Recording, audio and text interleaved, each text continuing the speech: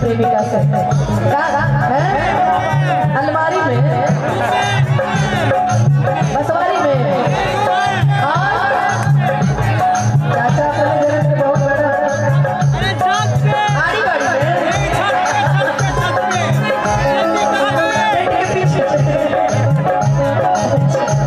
देखिए post hospital Shiv मंदिर के बगल में आईबी के सामने सरायगढ़ भटियाही और संस्कृत विद्यालय के बगल में मस्जिद चौक के उत्तर सरायगढ़ सुपौल।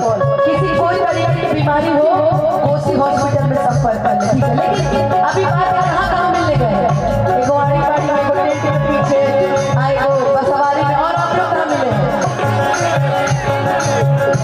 ओयो में। लेकिन देखिए गाँव की मुलाकात कहाँ होती है।